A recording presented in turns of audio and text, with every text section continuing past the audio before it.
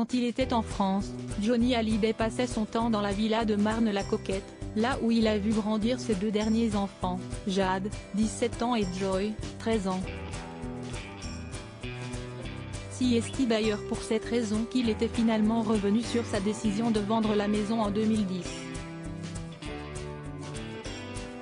Lui qui affirmait ne pas aimer ce pied-à-terre restait finalement trop attaché aux souvenirs familiaux qui s'y rapportaient pour pouvoir s'en séparer.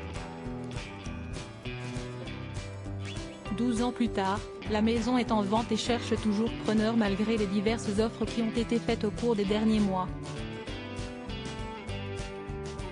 Après la demeure de Pacific Palisades à Los Angeles, vendue à 11,5 millions, Laetitia Hallyday a choisi de se séparer du joyau des Hauts-de-Seine dont ils ont si longtemps profité pour, notamment, éponger les dettes fiscales que lui a laissées Johnny Hallyday après sa mort.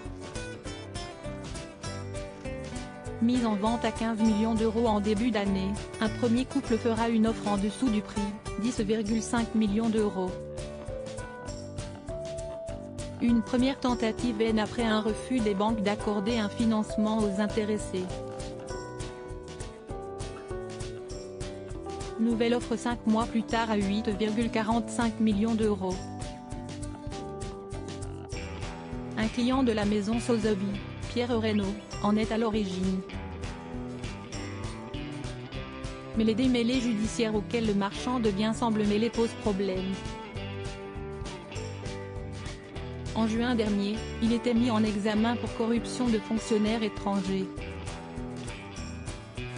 Malgré tout, des discussions s'engagent, la vente est toujours envisagée comme nous l'apprend Paris Match, nous avons réalisé les vérifications d'usage, respectant la présomption d'innocence, indique Gilles Goé, avocat de Laetitia Hallyday.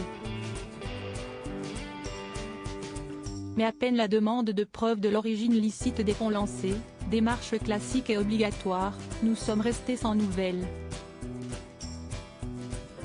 Une sommation délivrée par huissier, réitérant la demande, restera lettre morte.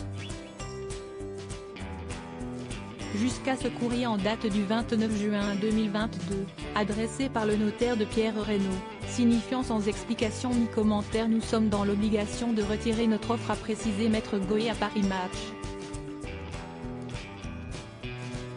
Marne-la-Coquette cherche donc toujours son futur propriétaire. En attendant de trouver preneur, la villa se vide progressivement des bibelots et objets de collection que Johnny Hallyday entassait depuis des années. Si ces reliques seront bientôt exposées pour le plus grand plaisir des fans à qui le rocker manque toujours autant, les souvenirs, eux, restent ancrés profondément dans les esprits et dans les cœurs de ceux qui ont intimement côtoyé Johnny. Le plus précieux, finalement.